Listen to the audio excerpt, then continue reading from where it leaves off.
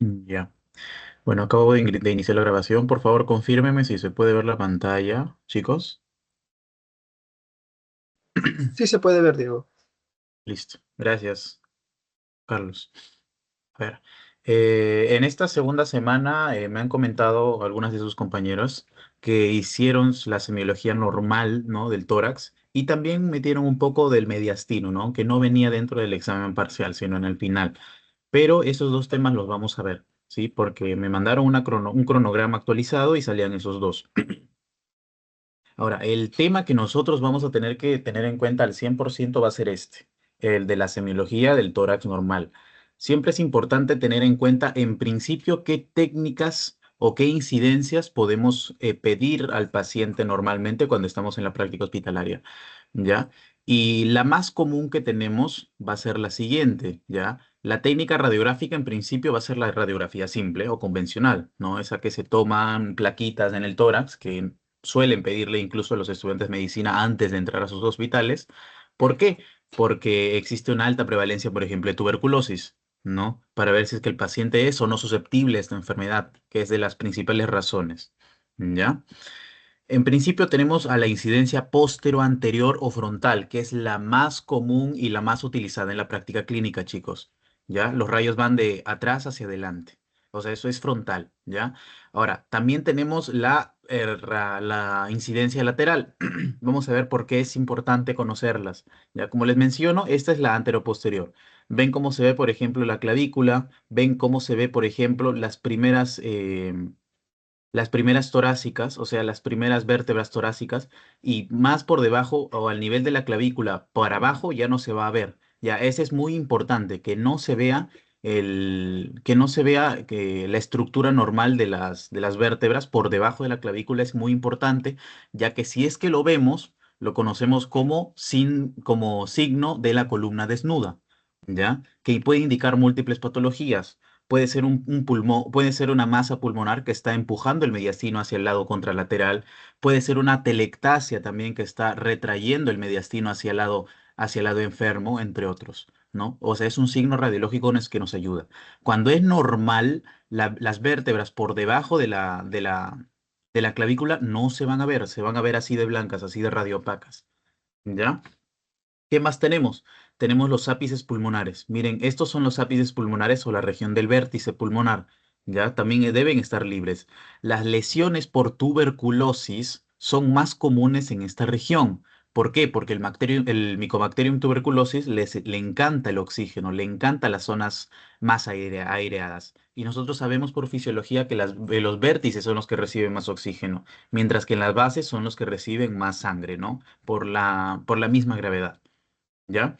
Ahora, también existen tumores que pueden estar en vértices, pueden estar centrales, dependiendo de la clase de tumores que nosotros tengamos.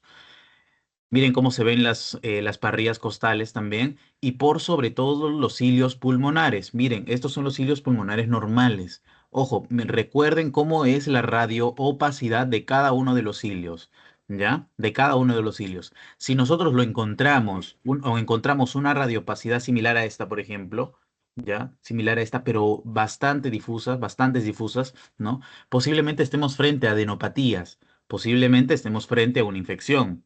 ¿Ya? Ahora, también es muy importante conocer la silueta cardíaca. Cuando vemos una incidencia anterior, la silueta cardíaca es importantísima, ¿ya? Primero medirla, porque recuerden que existe la cardiomegalia, que puede indicar mil y un patologías, siendo la más común la insuficiencia cardíaca, ¿no? Porque la cardiomegalia, querramos o no, es un criterio mayor de Framingham para poder diagnosticarla. Entonces nos va a servir poder medirla para ver si es que estamos frente a una cardiomegalia o no. Ahora, esto es importante y anótenlo, chicos. La única cámara del corazón que no participa en la silueta cardíaca en una radiografía simple o convencional es el ventrículo derecho. Acá está el ventrículo derecho. Solo es que no participa, no lo vemos. Vemos la aurícula derecha, vemos la aurícula izquierda y vemos el ventrículo izquierdo, ¿ya? La única que no va a participar es el ventrículo derecho. Y esto es importante, incluso fue pregunta de examen también, ¿ya? Miren, acá está el botón aórtico también. Ahora, este les voy a comentar, ¿ya? El botón aórtico es normal verlo así, ¿Ya? Es normal verlo así. Ahora, ¿qué pasa cuando lo tenemos más calcificado? Porque el botón aórtico, conforme pasa la edad, se calcifica, ¿ya? En los adultos mayores, por ejemplo, el botón aórtico va a estar calcificado y eso no va a indicar patología, sino que es propio de la evolución natural, ¿no? Del ser humano, que se calcifique el botón aórtico. Este vea que ven acá es botón aórtico. ¿Ya? Entonces, dependiendo de la edad, ojo, eso sí, si ven un botón aórtico muy calcificado y en el caso clínico les dicen que el paciente tiene 15 años, 20 años, obviamente es patológico. Pero si les dicen que tiene 65 años, 70 años y está calcificado, pues obviamente ya saben que es lo más, porque lo más probable es que sea normal, ¿ya? Por misma degeneración. Ya, esta es la incidencia anterior, lo que más se utiliza, no es la unidad básica en el diagnóstico radiológico del tórax, y pues normalmente se piden juntas, ¿no? La frontal como la lateral se suelen pedir juntas porque se tiene que evaluar si es que existe algo en el espacio, perdón, en el espacio retrocardíaco, ¿ya? Y para eso nos sirve el lateral, ¿ya? Ojo, la anterior no ve por detrás del corazón, ¿ah? No ve por detrás del corazón, pero en este caso sí. ¿Ya? Y vamos a poder si es que vamos a ver si es que existe agua, si es que existe gas, ¿no? Aire, entre otras cosas, ¿no? Entonces, la lateral nos va a ayudar también para incluso definir diagnósticos, como por ejemplo un derrame pleural que tiene menos volumen, ¿ya? Porque les recuerdo y les voy adelantando que un derrame pleural en una radiografía anterior se va a ver cuando el volumen es mayor o igual a 150 mililitros, mientras que acá lo podemos ver mayor o igual a 75. O sea, ven que la lateral nos puede ayudar bastante, ¿no? En estos casos. Ahora, tenemos dos laterales, ¿no? Incluso, miren, este viene a ser una paciente mujer. ¿Por qué mujer? Porque incluso acá se ve la densidad grasa de las mamas también, ¿no? Y ahora, lo importante acá en la lateral, ¿ya? Es saber diferenciar cuál se trata de una incidencia lateral vista desde la derecha y vista desde la izquierda, ¿ya? Y para eso vemos a los hemidiafragmas, ¿ya? Lo que estoy señalando acá con el puntero, no sé si lo logran ver, son los hemidiafragmas del tórax, ¿ya? Son los hemidiafragmas del tórax. Si nosotros lo vemos así, paralelos, o sea, están paralelos, están frente a frente, no se entrecruzan, estamos frente a una incidencia lateral derecha, ¿ya? O sea, los hemidiafragmas están paralelos, derecha. Si los hemidiafragmas, miren cómo están, se están entrecruzando, ¿ok? Si los hemidiafragmas se entrecruzan, estamos en una lateral izquierda, ¿ya? Estamos en una lateral izquierda.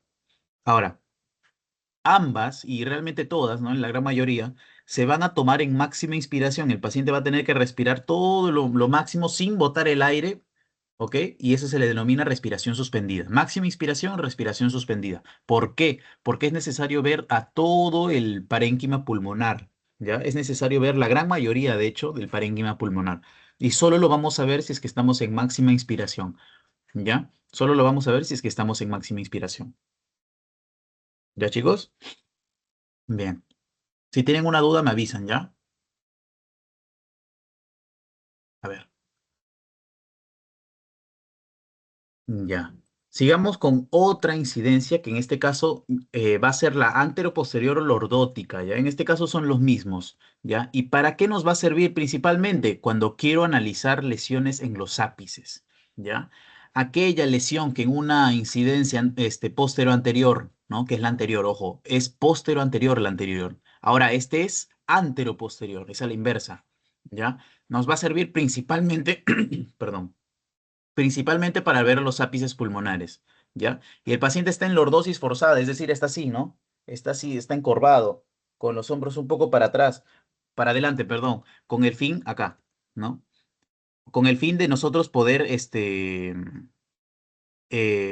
poder ver las ápices pulmonares desde atrás, ¿ya? Y esto lo vamos a ver. Entonces, las clavículas no van a tapar el ápice pulmonar como si lo tapa en el póster anterior.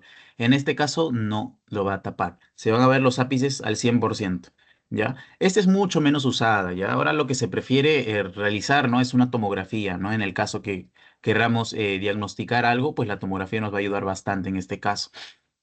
También confirma el colapso del lóbulo medio y o superior, ¿ya? Entonces, la lordótica no es tan utilizada actualmente, ¿ya? No es tan utilizada actualmente. y solo nos va a servir para ver las ápices pulmonares. Pero la gran mayoría de lesiones en las ápices pulmonares se van a ver en una radiografía posterior anterior, perdón, no en una lordótica. No es necesario tanta la lordótica. ¿Ya? Bien. Ahora, también tenemos la incidencia de decúbito lateral, ¿ya? Esto principalmente nos va a ayudar para confirmar el diagnóstico, que en principio puede ser dudoso, sí, de un derrame pleural, ¿ya? Miren cómo va a estar el paciente, cómo se le va a irradiar al paciente desde atrás hacia adelante, ¿ya? Principalmente la zona donde se sospecha que está el líquido, ¿no? El paciente obviamente le va a decir que no puede dormir hacia el lado izquierdo, o sea, no puede dormir hacia el lado izquierdo porque se queda sin aire, ¿no? Tiene que necesariamente dormir hacia el lado derecho porque eso le permite respirar más. Es lo clásico que le va a decir un paciente. Y ustedes ya van a ir pensando en un derrame pleural, ¿no? Y por lo tanto le piden esta incidencia.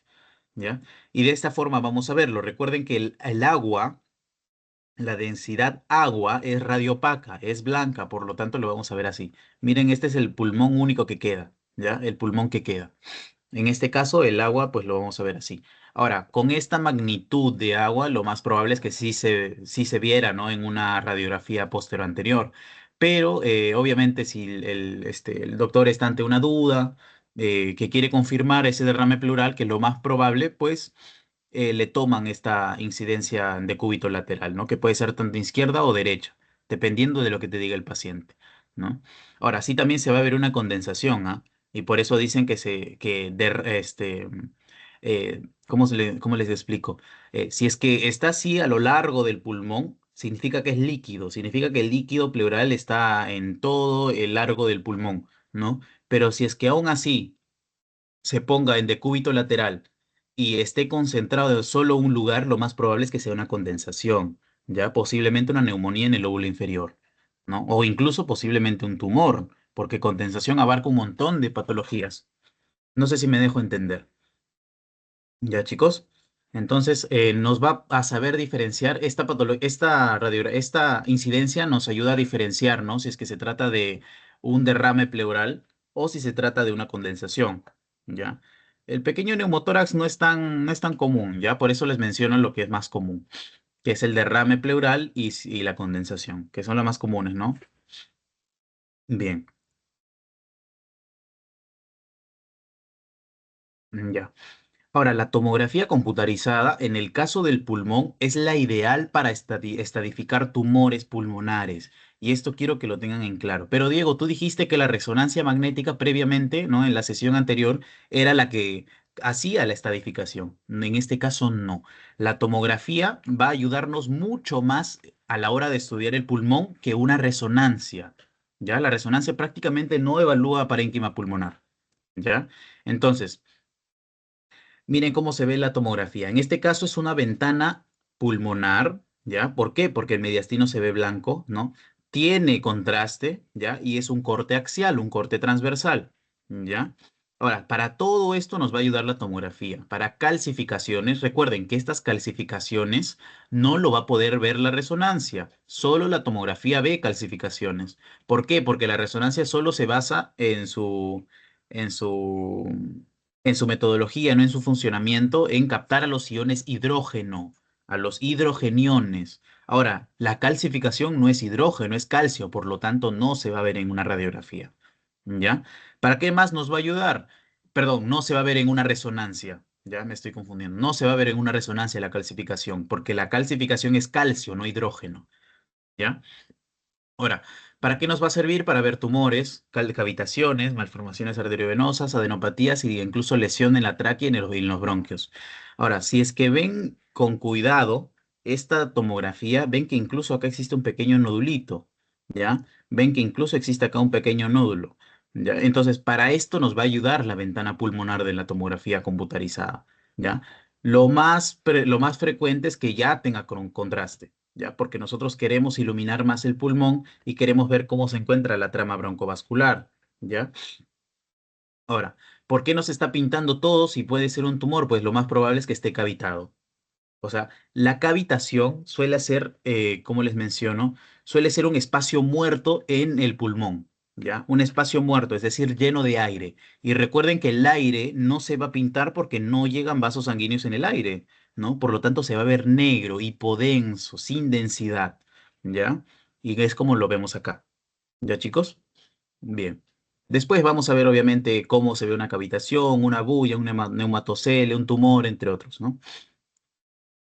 Pero acá lo que nos debemos quedar es de que la tomografía va a ser la que nos va a ayudar principalmente a estadificar tumores, a caracterizar lesiones tumorales, ¿ya? Principalmente para eso, no es la resonancia, ¿ya?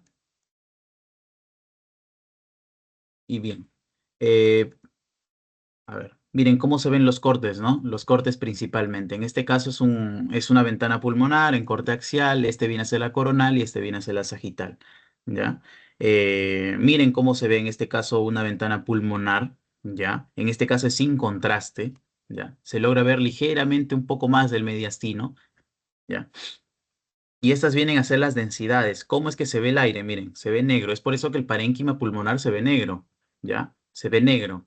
Ahora, la grasa se ve un poquito más blanquecino, trasudado, exudado, con contenido hemático, o el agua, ¿ya? El agua también es importante, que está en densidad cero, ya es un intermedio entre estos dos. Y el calcio, obviamente, que lo vamos a ver en los huesos, que lo vamos a ver blanquecino. Ahora, si encontramos algo mucho más blanco, mucho más brillante, pues viene a ser la densidad metálica, que es más de 1000, ¿ya? La densidad metal,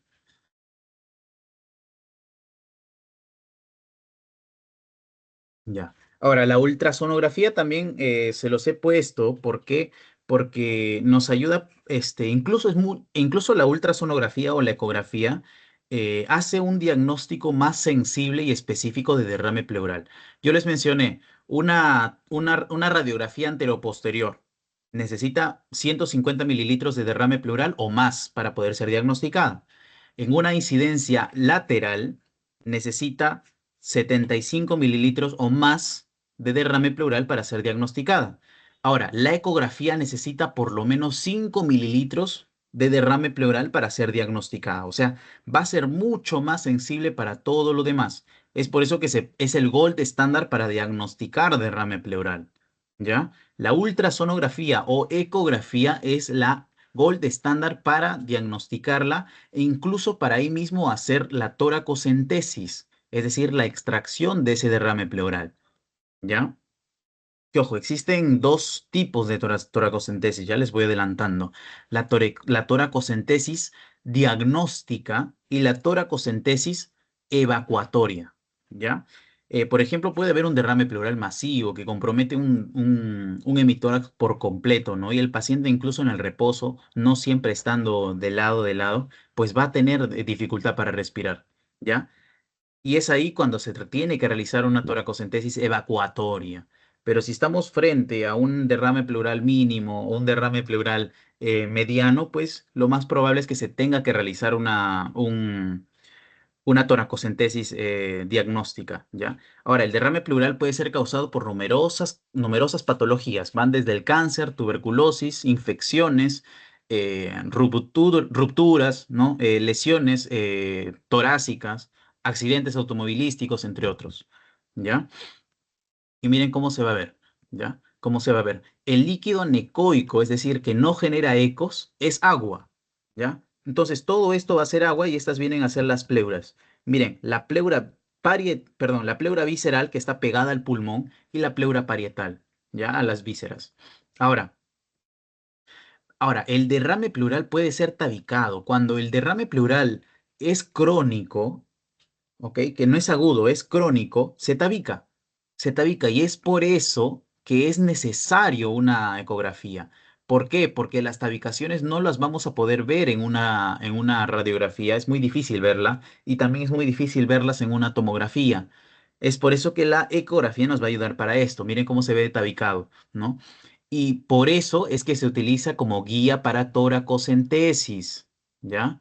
Por eso se utiliza como guía para toracocentesis, porque basta que nosotros choquemos, lesionemos, incluso rompamos una de estos tabiques, el paciente se desangra, ¿ya? El paciente se desangra y ya no se vuelve un derrame pleural, se vuelve un hemotórax, se llena de sangre el espacio pleural, ¿ya?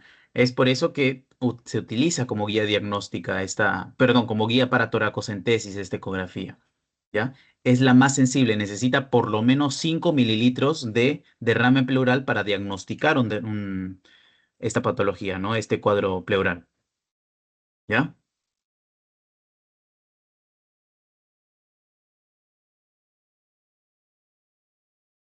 Bien. Ahora, como les mencionaba, la resonancia magnética no va a no va a ayudarnos para evaluar el parénquima pulmonar, no evalúa el pulmón, de hecho, ¿ya? Entonces, si les dicen de que la resonancia magnética estadifica cáncer pulmonar, pues ustedes mencionan que no, ¿ya? Mencionan que no. No nos va a ayudar, de hecho, porque la gran mayoría es aire, ¿ya? La gran mayoría es aire. Ahora, igualmente, T1 siempre es anatómica y T2 es patológica. ¿Ya? Miren cómo se va a ver el pulmón. ¿Acaso nosotros vamos a poder diferenciar algo acá? ¿Algo acá? No, difícilmente vamos a evaluar esto acá. Ahora, ¿cómo sé que es una resonancia? Mírense cómo se ve, incluso acá se ve mucho mejor. Miren cómo se ve esta pleura, ¿ya? En la resonancia vamos a poder ver con lujo y detalle todo, eso sí, con lujo y detalle todo. Ahora, miren cómo se encuentra la grasa. Miren cómo se ve la grasita, ¿ya? Acá también, miren cómo se ve los huesos, la grasita acá. ¿No? Las articulaciones.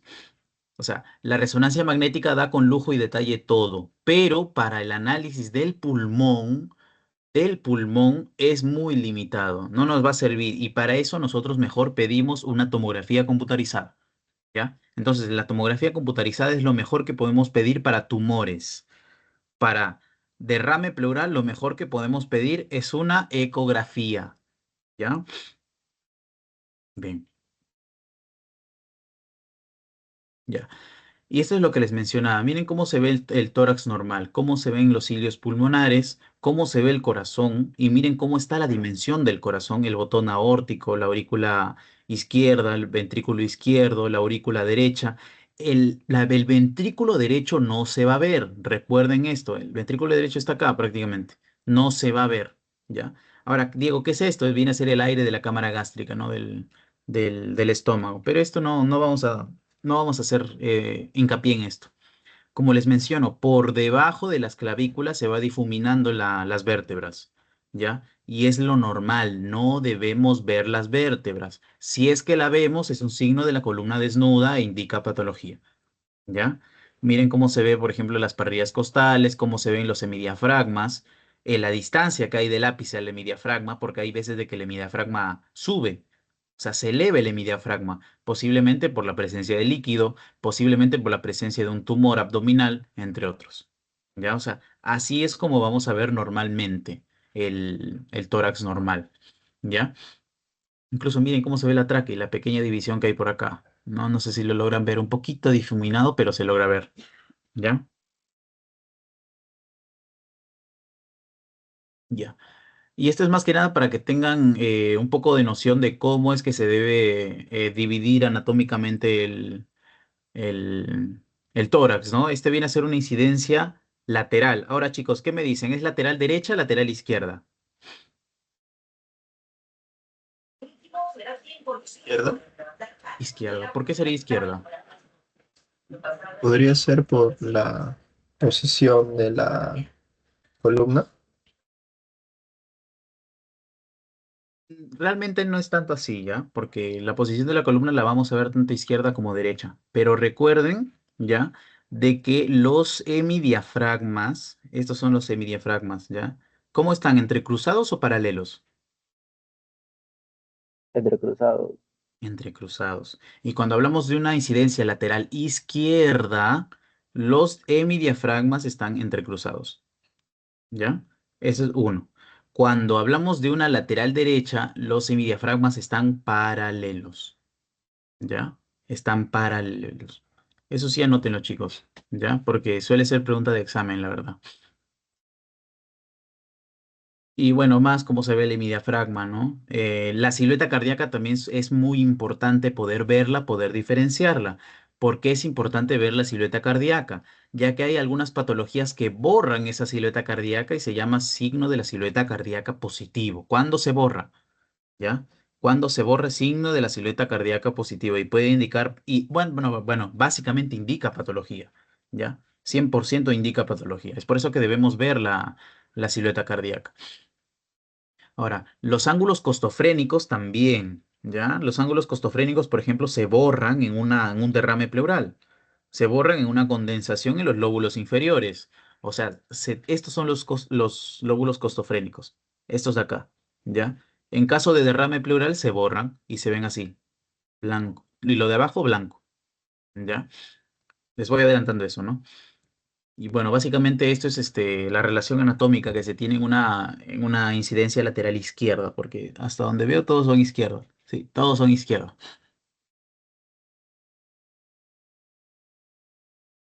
Ya. Y esto es más que nada los lóbulos que encontramos en cada uno de los pulmones. Ya tenemos tres lóbulos a nivel del pulmón derecho y dos lóbulos a nivel del pulmón izquierdo. Ya. Eh, Cuando uno encuentra una masa, lo más adecuado es describirla con la ubicación exacta, ¿ya? Es decir, por ejemplo, una masa solitaria no sé, en el lóbulo medio, o sea, acá, del pulmón derecho, ¿no? Entonces, así va a ser lo más adecuado para poder, en caso sea un cáncer, ¿no? Si en caso sea un cáncer, para saber dónde irradiar, ¿no? O en caso sea un tumor, para poder extirpar, pues al cirujano le va a ayudar bastante, ¿no? Entonces, lo adecuado sería poner esto, ¿no? Pero no se suele poner, se los digo porque he visto algunos reportes, ¿no? No se suele poner. Simplemente le meten la radiografía, le meten la tomografía, porque si estamos frente a un tumor, o sea, si sospechamos de un tumor en una radiografía, le pido una tomografía para descartar, ¿ya? Le pido una tomografía para descartar. Entonces le meten la imagen para que él vea dónde está y él mismo lo va a caracterizar, ¿no? Pero lo ideal sería ver o decirle o anotar en el papelito dónde o en qué lóbulo se encuentra el tumor, ¿ya? Y bueno, estos son los lóbulos que encontramos, ¿no? Este es el lóbulo superior, este es el lóbulo medio y este es el lóbulo inferior, ¿ya? Igualmente acá. En este caso hay dos lóbulos nomás. Hay una cisura grande, cisura superior, ¿ya? Este viene a ser el lóbulo superior del lóbulo izquierdo y el lóbulo inferior, ¿ya? Miren, estos son los ángulos costofrénicos que les digo, ¿ya? Estos son ángulos costofrénicos que les digo. Este ángulo se puede borrar y si se borra indica patología pleural, ¿ya? O sea, vamos a verlo así. Y todo lo de abajo va a estar blanco, agua, ¿ya? Entonces, verlo, poder diferenciarlo es importante.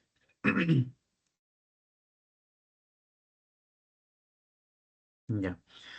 Ahora, lo que se suele utilizar ahora viene a ser líneas imaginarias para poder describir a la lesión, ¿ya? Es decir, no se utiliza con exactitud los lóbulos, pero esto sí se utiliza. Se utiliza la topografía convencional, ¿ya? En principio, por encima de la clavícula tenemos la porción supraclavicular o del vértice pulmonar, ¿ya? Masa cavitaria en el vértice pulmonar derecho, por ejemplo.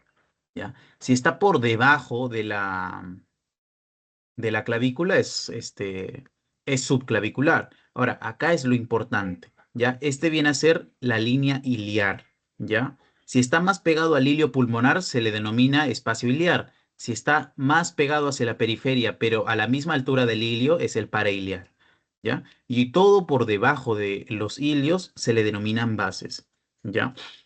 ¿Qué podemos encontrar más comúnmente en las bases? Podemos encontrar patrón intersticial o patrón reticular, compromiso intersticial, ¿no? Por ejemplo, una fibrosis pulmonar, ¿no? En los cilios, ¿qué podemos encontrar? Calcificaciones, ¿ya? Podemos encontrar una que otra masa también, no solo del pulmón, sino también del corazón que se esté colando.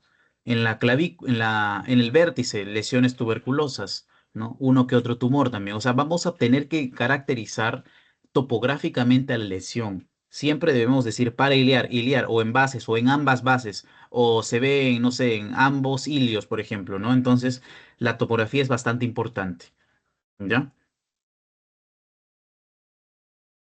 Bien, y esto es lo que yo les menciono, ¿ya? Ahora, las lesiones pueden ser de tres tipos, ¿ya? Pueden ser negritas o radiolúcidas, pueden ser blancas o radiopacas, Y pueden ser los dos. O sea, ¿cómo los dos, Diego? Entonces puede ser arriba radiolúcido y abajo radiopaco. Arriba aire y abajo líquido, formando lo que se le denomina como nivel hidroaéreo, que lo vamos a ver después. ¿Ya? En este caso es una lesión radiolúcida. Esta es una lesión radioopaca y este viene a ser un nivel hidroaéreo. No sé si logran verlo. ¿Ya? En el ápice y zona subclavicular del pulmón derecho o izquierdo, chicos. ¿Izquierdo? Izquierdo, perfecto. Cuando estamos en la derecha de la radiografía es el lado izquierdo del paciente. Cuando estamos en la izquierda de la radiografía es el lado derecho del paciente. Perfecto, sí, del lado izquierdo. Ahora, ¿dónde se encuentra la lesión? Se encuentra acá.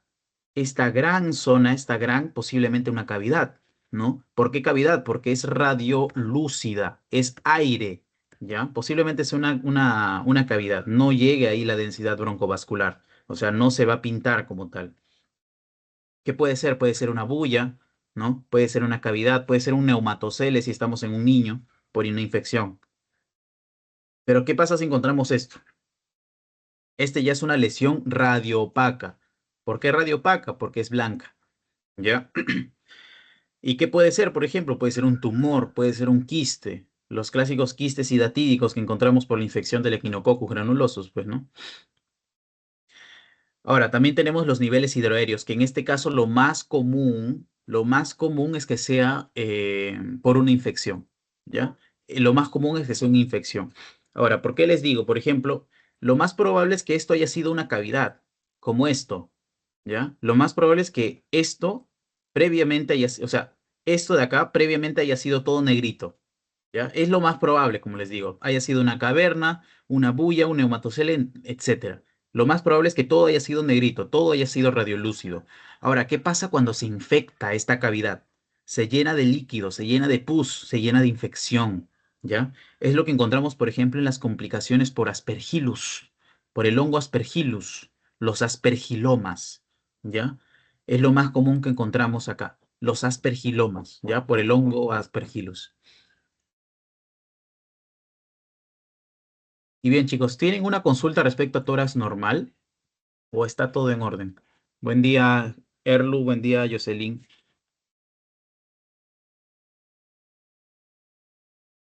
¿Está todo bien, chicos? Sí, hasta ahorita sí. Ya, gracias, Ivonne. Eh, Vamos a ver entonces la parte de mediastino, ¿sí? Ya. Bien, en principio, saber definir qué es mediastino, ¿ya? El mediastino va a ser lo que vamos a encontrar entre ambos pulmones. Ya hemos visto dónde se encuentran los pulmones, ¿no? En el tórax. Ahora, entre ambos pulmones encontramos un espacio anatómico que se denomina mediastino.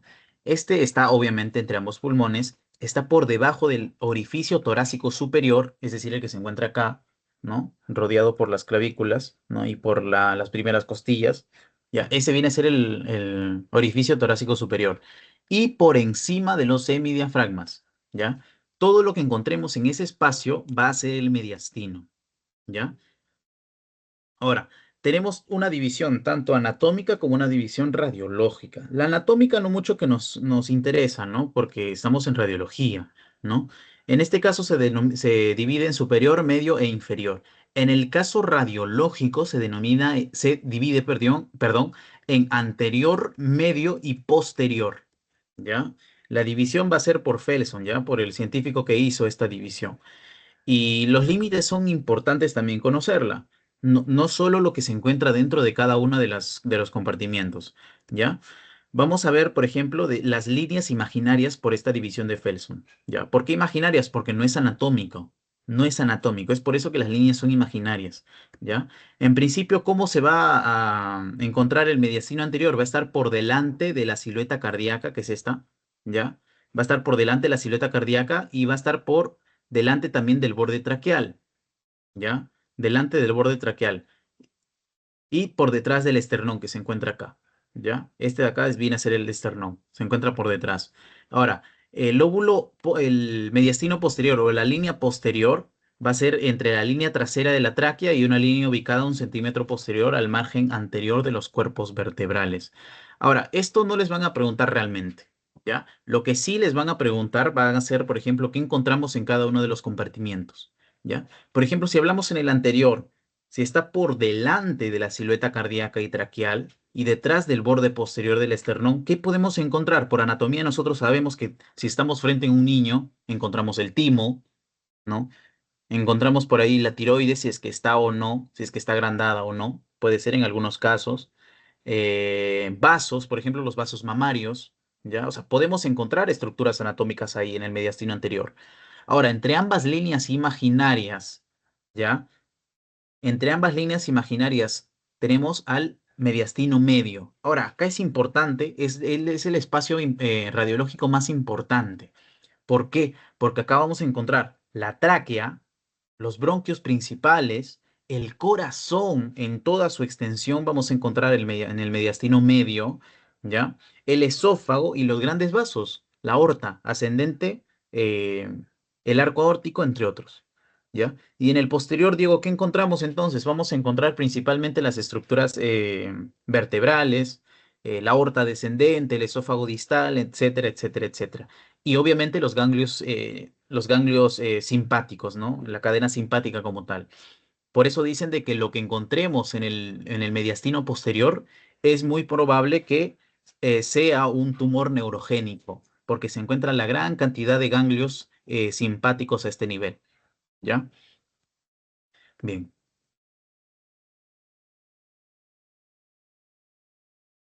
Ahora, como les mencionaba, la silueta cardíaca entonces tiene que ser diferenciada. Sí o sí tiene que ser diferenciada. Y en el lado derecho vamos a tener dos arcos. En el lado izquierdo vamos a tener tres. ¿Ya? En principio tenemos este pequeño arco de acá, que ¿qué viene a ser? Viene a ser la vena cava superior. ¿Ya? La vena cava superior. Este pequeño arquito de acá va a ser esta vena cava superior. ¿Ya? Que va a inyectarse, va a quedarse o va a desembocar, que es la palabra más adecuada, en la aurícula derecha, ¿ya? En la aurícula derecha. Esta vena cava superior va a desembocar en la aurícula derecha. Ahora, ¿qué tenemos acá? Lo que les mencionaba, que se puede calcificar y se puede agrandar conforme pasa la edad, el botón aórtico, ¿ya? El botón aórtico. Acá que tenemos la orejuela de la aurícula izquierda, ¿ya? Y acá finalmente lo más grande y lo que más se puede hipertrofiar, ojo, también este es dato de examen, lo que más se puede hipertrofiar es el ventrículo izquierdo, ¿ya? ¿En algún momento he mencionado el ventrículo derecho? No. El ventrículo derecho no participa en la silueta cardíaca, ¿ya? El ventrículo derecho no participa en la silueta cardíaca y esto es muy importante. Si nosotros vemos el ventrículo derecho, es patológico, no lo debemos ver. ¿Ya? No lo debemos ver. Por ejemplo, acá si es que vemos una línea radiolúcida, ¿no? Que divida y que se permita diferenciar al ventrículo derecho, pues ya sabemos que es patológico. Que lo más probable es que sea un agrandamiento del corazón. Este apex cardíaco, ¿ok? Este apex que viene a ser la punta del ventrículo izquierdo, miren cómo se encuentra elevada, ¿ya? Eso es lo normal. Ahora, hay algunos casos, algunas cardiopatías congénitas, donde este apex cardíaco, miren mi puntero, se encuentra acá. ¿Ya? Se encuentra acá y esto permite que el ventrículo derecho se vea y que se vaya borrando la aurícula derecha. Por lo tanto, es patológico, ¿ya? Por lo tanto, es patológico. Entonces, el ventrículo derecho no participa en la silueta cardíaca y eso deben tenerlo siempre en cuenta. Bien. Ahora, más que nada son signos radiológicos, ¿ya? En principio, tenemos estos dos que van a ser los más comunes y lo que les pueden preguntar, ¿ya? El signo de la masa extrapleural, de hecho, no, ¿ya? Donde más básicamente nos indica si es que hay o no una masa. O sea, básicamente si es que van hacia van hacia el pulmón, o sea, son convexas desde el pulmón, o se funden al mediastino, que es realmente lo mismo. ¿Ya? O sea, si es que vemos una masa así que parte del mediastino y convergen también hacia el pulmón, pues es un signo de la masa extrapleural. O sea, básicamente no se usa esta palabra como tal, simplemente se dice, oh, encontré acá una radiolucidez, ¿ya? Posiblemente sea una masa, nada más, ¿ya? Pero en su teoría he visto que se lo ponen, entonces por eso se lo estoy colocando acá también. Pero esta, la que viene, sí es bastante importante y la que suelen preguntar bastante, ¿ya? El signo de la silueta, ¿ya? No es el signo de la silueta cardíaca, ¿ya? No es el signo de la silueta cardíaca, es el signo de la silueta, que es muy diferente. En este caso, el signo de la silueta cardíaca hace referencia a el botón aórtico, ¿ya? Hace referencia al botón aórtico. Ahora, ¿qué pasa cuando hay una masa como tal que no tiene o que está muy por detrás? O sea, que está, por ejemplo, en el mediastino posterior, ¿ya? No está en el mediastino anterior. ¿Cómo vamos a verlo? Vamos a verlo difuminado. ¿Ya? Y que no va a borrar el arco aórtico. Este es importante y la palabra clave. Si la masa o la que nosotros estamos sospechando, no sé si lo logran ver, ¿ya? Esta pequeña radioopacidad que encontramos acá, pequeña, básicamente es muy pequeña, es casi indiferenciable, ¿no? Pero la podemos ver, ¿ya? Si es que no borra el botón aórtico, es un signo de la silueta negativo, ¿ya? Y lo más probable es que este se encuentre en el mediastino posterior, ¿ya? Porque no lo está borrando, ¿ya? No lo está borrando, es que está muy por detrás, ¿ya? Pero ¿qué pasa entonces si se borra? Como vemos acá. No está en el mediastino, en el mediastino posterior. Mire, acá debería estar el botón aórtico. ¿Lo vemos acaso? No, se difumina porque hay algo, hay una condensación acá que está impidiendo que se pueda diferenciar los bordes del botón aórtico. En este caso es un signo de la silueta perdón, signo de la silueta positivo. Entonces, ¿cuándo es positivo? Cuando el botón aórtico y su silueta se pierden con la masa. ¿Ya? Este sí es, lo más probable es que si le preguntan de un signo radiológico sea de esto, ¿ya? Entonces, si se pierde con la masa y es un signo de la silueta positivo, estamos frente a una masa en el mediastino anterior, ¿ya? Pero si se difumina y podemos aún ver la silueta del botón aórtico, ¿ya? Y por detrás, a una menor densidad, vemos a la masa como tal, pues lo más probable es que se trate de una masa en el mediastino posterior, ¿ya? Esto sí ténganlo muy en cuenta, chicos. Esto sí ténganlo muy en cuenta.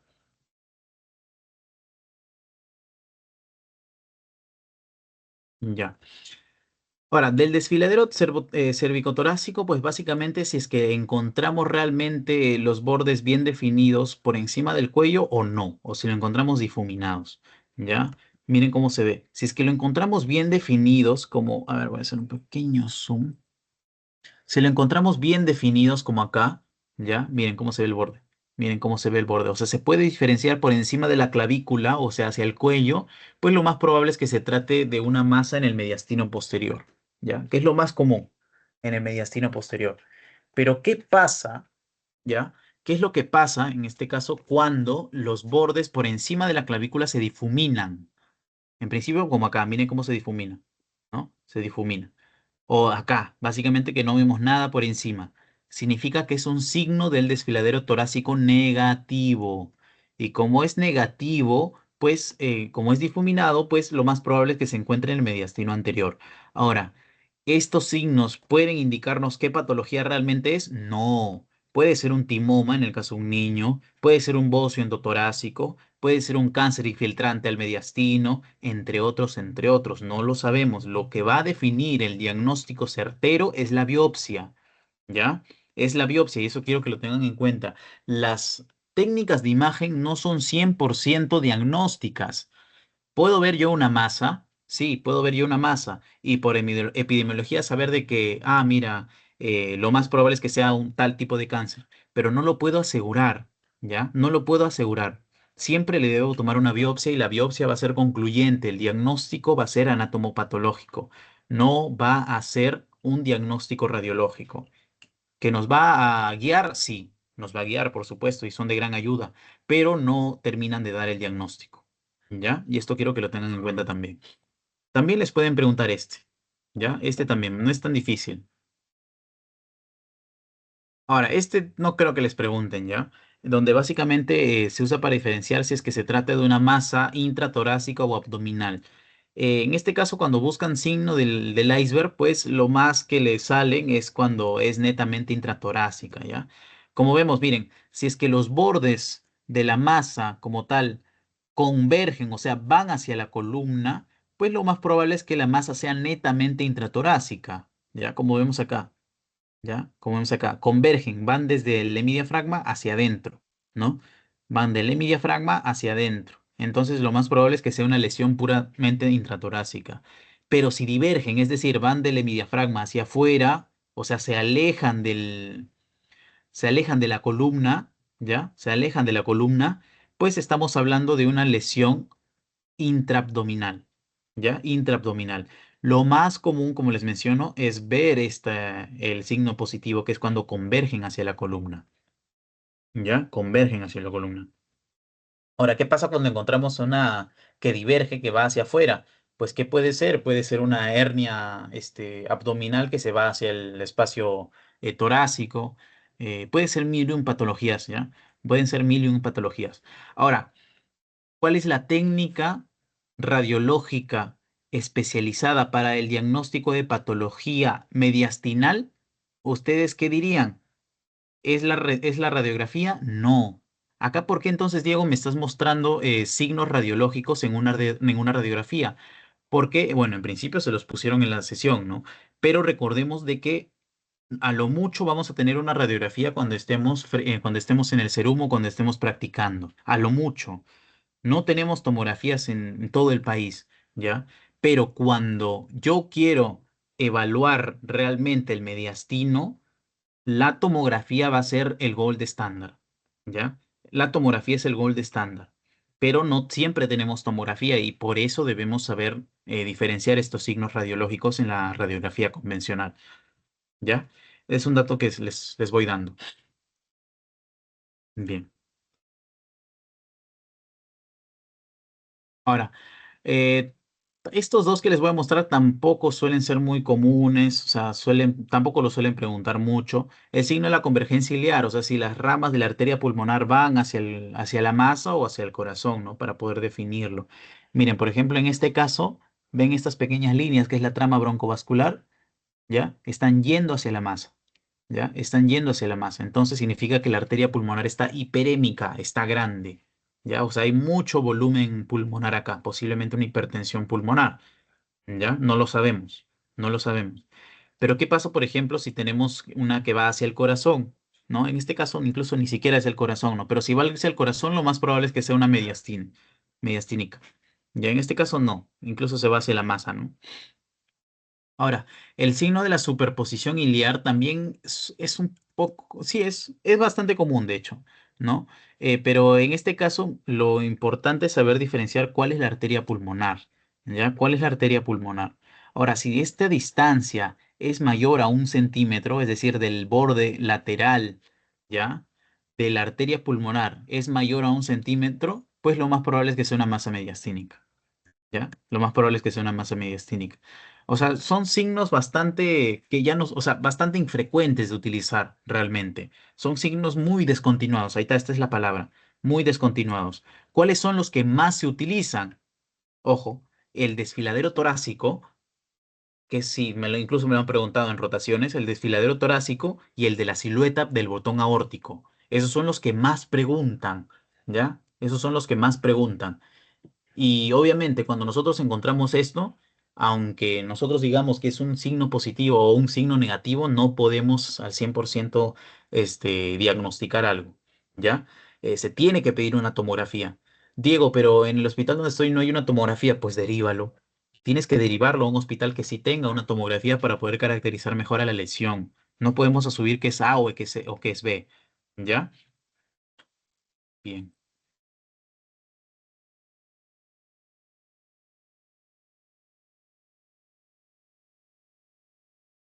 Bien, ahora, recuerden, cuando hablamos de mediastino, hablamos de anterior, medio y posterior, ¿ya? Ahora, para nosotros acordarnos, y esto es lo que más preguntan, del mediastino anterior, ¿ya? Cuando hablamos del mediastino anterior, que es lo que más preguntan los tumores, hablamos de las 4T, ¿ya? Timo, tiroides, teratoma y terrible linfoma, que es lo más probable, lo más común que encontramos en el mediastino anterior, ¿ya? Timomas, tiroides, teratomas, que son tumores germinales, ¿no? Que se producen desde la formación embrionaria, y terrible linfoma, ¿no? Se le dice terrible linfoma para acordarnos más, ¿no? Y bueno, también tenemos la paratiroides. ¿Cómo vemos entonces los tumores mediastínicos? Pues vienen a ser mediante una tomografía que es la de elección, ¿ya? La tomografía caracteriza mejor la lesión. ¿Y por qué menciono que la resonancia tiene una indicación a los individuos alérgicos al yodo? ¿Qué dirían ustedes? ¿Por qué es una indicación esta? Los individuos alérgicos al yodo.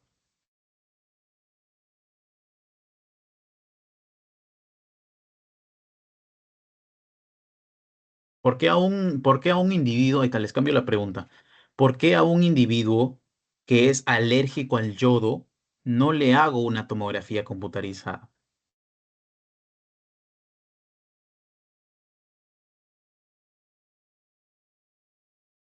¿Se acuerdan?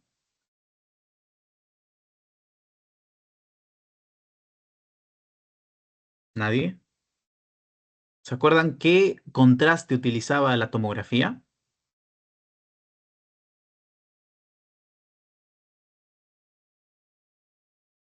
¿Nadie, Hidrógeno, chicos? con hidrógeno, ¿Cómo? No, ¿no? no. Contraste ayudado. El contraste yodado, claro. La tomografía utiliza contraste yodado. ¿Y una persona que te dice que es alérgica al yodo, le harías una tomografía? ¿Sí o no?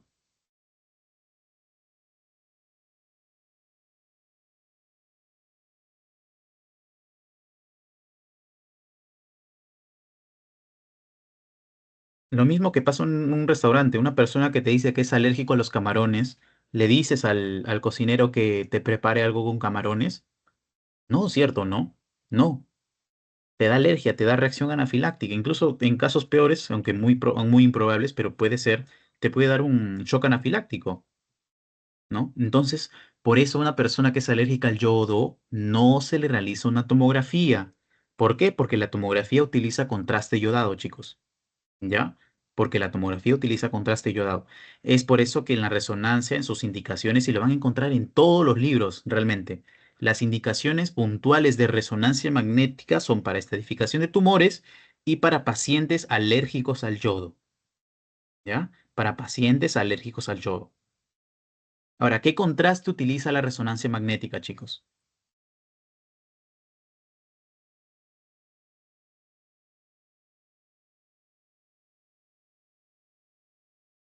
¿Se acuerdan?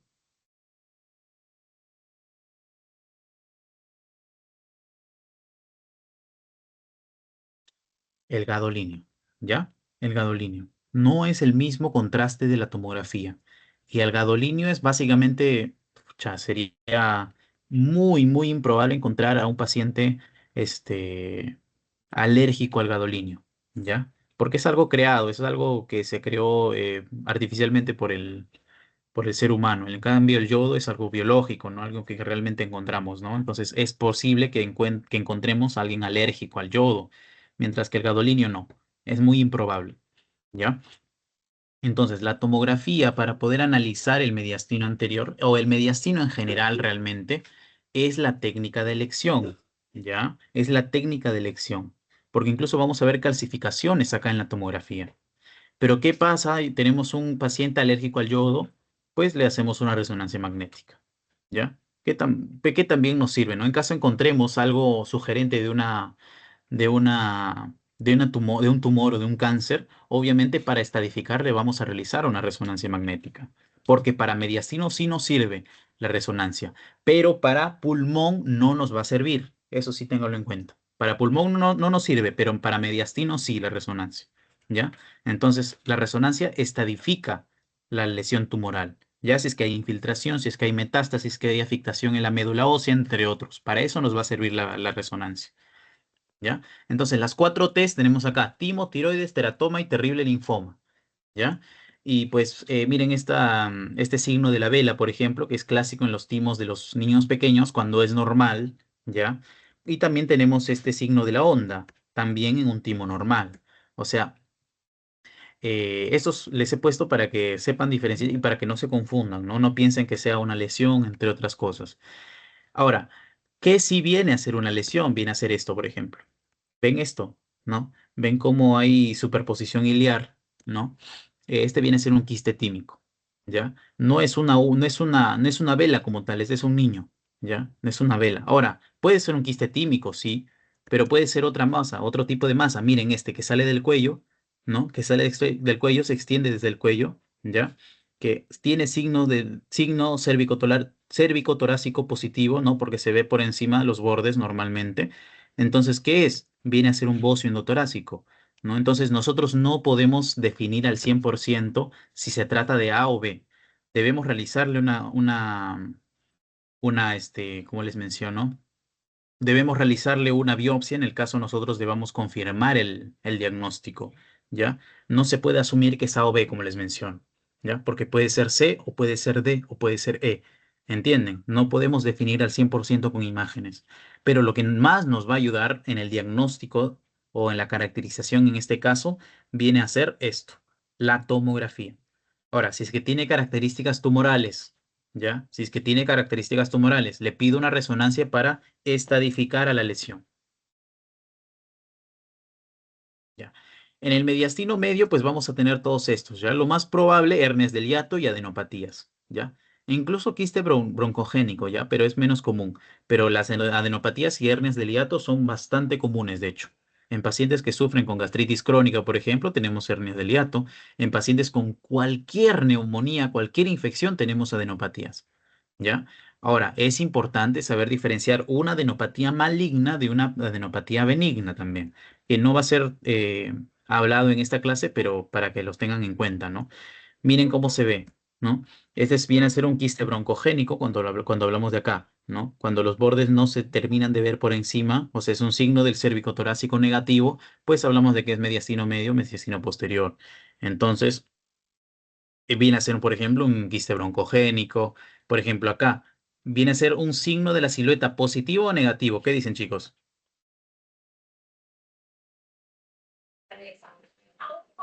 Positivo, ¿Por qué positivo? porque se ve que la silueta tapa el botón aórtico o está Exacto. en la parte anterior, del mediastino. Exacto. Sí, ya, claro, debería estar en la parte anterior del mediastino, ¿sí o no? Pero como les menciono, no podemos caracterizar al 100% si es A o B. Cuando queremos caracterizar una lesión del mediastino, y eso es a lo que me refiero, ¿no? No todo es 100% sensible. Este viene a ser un signo de la silueta positivo. ¿Por qué positivo? Porque está borrando la silueta del botón aórtico, la masa, ¿sí o no? La está borrando.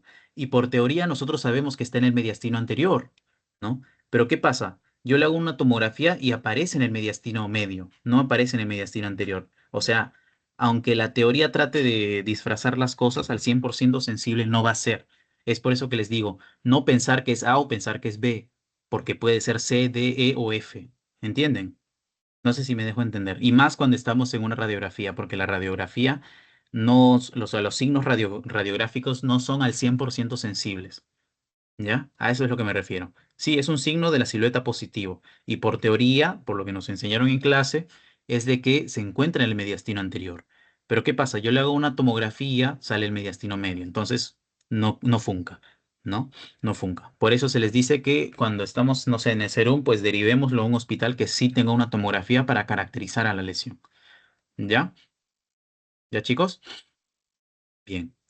Y bien, este viene a ser hernia del hiato, ya que viene a ser una hernia del hiato cuando parte del fondo gástrico, pues pasa por el orificio, este, como les menciono, pasa por el orificio inferior del esófago para invadir la zona torácica como tal, ¿no? Ese viene a ser hernia del hiato. Ahora, ¿qué puede causar esto? Por ejemplo, en el paciente te va a decir que tiene pirosis, por ejemplo, ¿no? Que despierta en la mañana con sensación de sabor metálico en la lengua, ¿no? La clásica gastritis, el clásico reflujo gastrointestinal. Porque lo que la paciente come, no va a terminar pasando al 100% porque hay algo que está obstruyendo, ¿ya? Se va, se va a estar pasando poco a poco, se va a terminar fermentando y ese sabor metálico es lo que va a sentir en la boca, por ejemplo, del paciente, ¿ya? No va mucho al tema, pues es más que nada para que tengan en cuenta esto. Y bueno, finalmente el posterior, que recuerden que les mencionaba que acá estaban los ganglios simpáticos, ¿ya? Por lo tanto, lo más probable es encontrar tumores neurogénicos.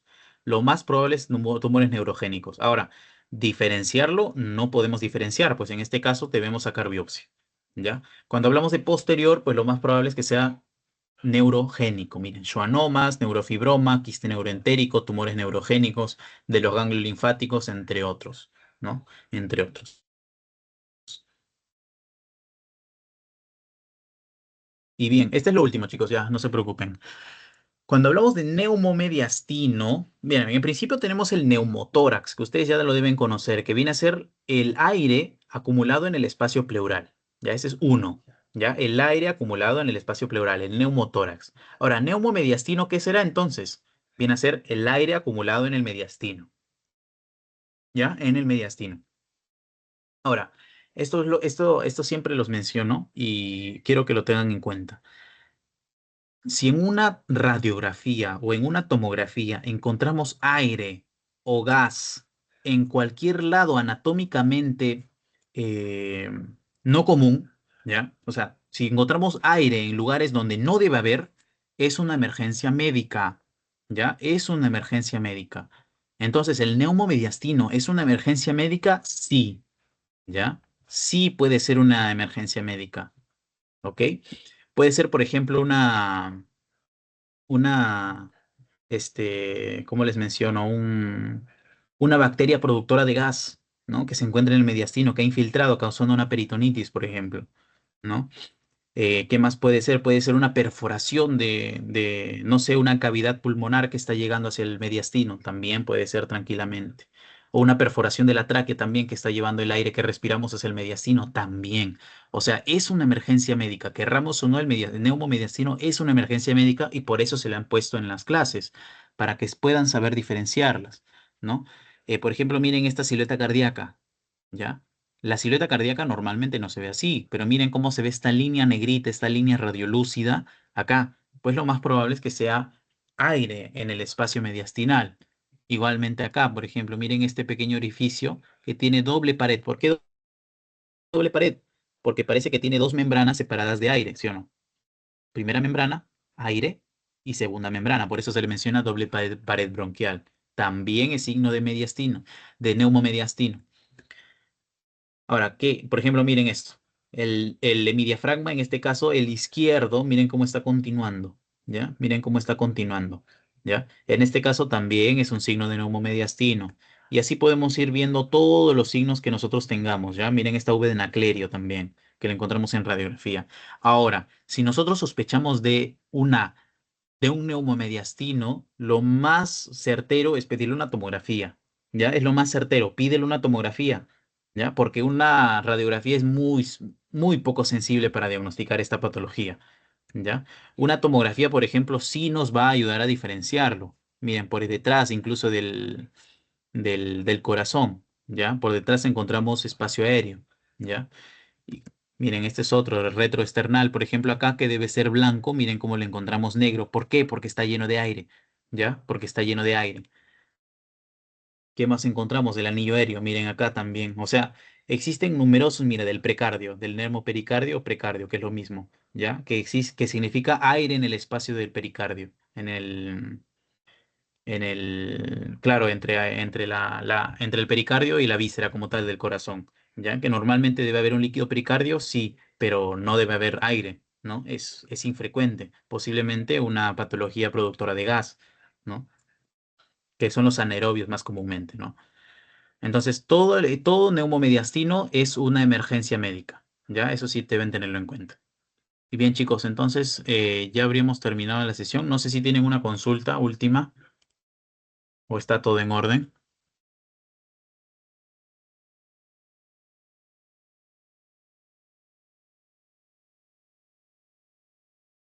¿Qué dicen, chicos? ¿Está bien? Sí, creo que sí. No sé. Sí, si no, para dar por finalizada la sesión, voy a mandarles ahorita mismo el post-test también, ¿ya? Esto lo agrupo. Está. Ya les acabo de mandar el post-test. Bien, si eso sería todo entonces, ¿no, chicos? Entonces voy a dar por finalizada la grabación y bueno, nos estamos viendo la otra semana, ¿sí? Hasta luego.